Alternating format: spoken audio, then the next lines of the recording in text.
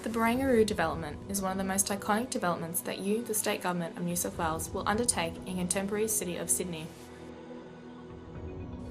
The current plan is a modification of initial competition-winning designs that was influenced by significant sources. Was the community one of those sources?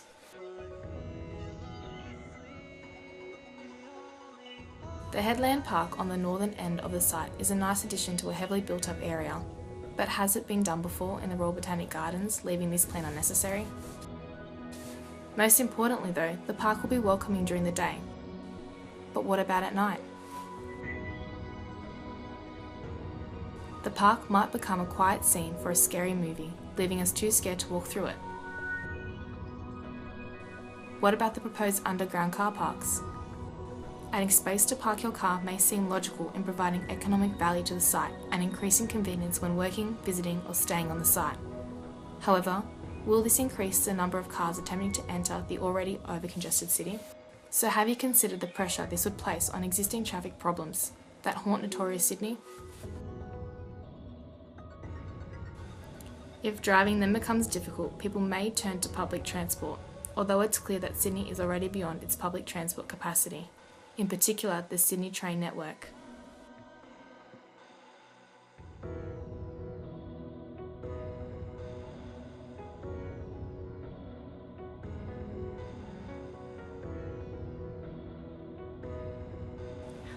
With the large addition of commercial, residential and retail sectors in Sydney, will the train system cope without a huge upgrade?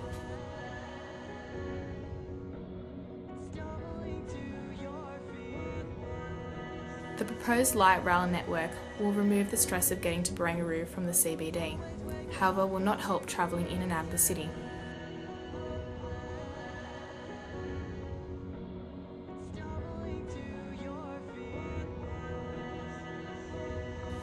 The Wynyard Station upgrade will assist in relieving the increased load, however will not be completed until after the opening of this site. The maritime history of the site is also an important part of our city, as you would be aware.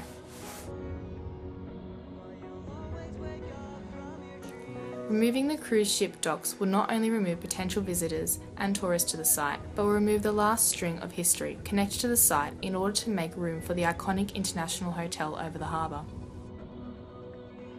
The placement of the hotel has caused concern, particularly due to the fact that it will be unaffordable for Sydney-siders to stay there.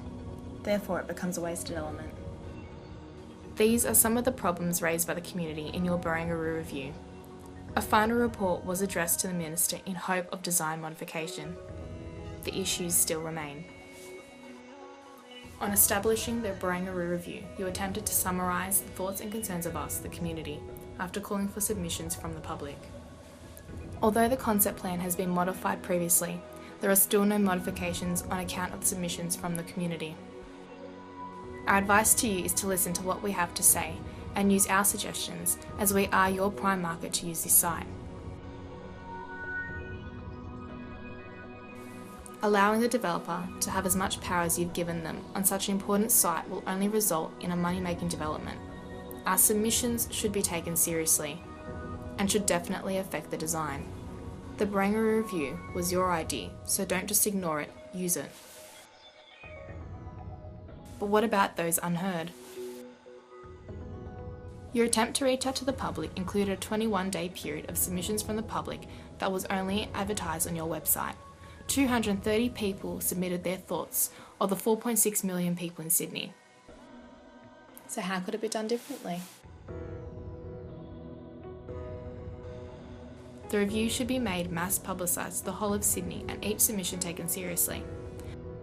We all have voices and we should all have a say about what's happening in our city.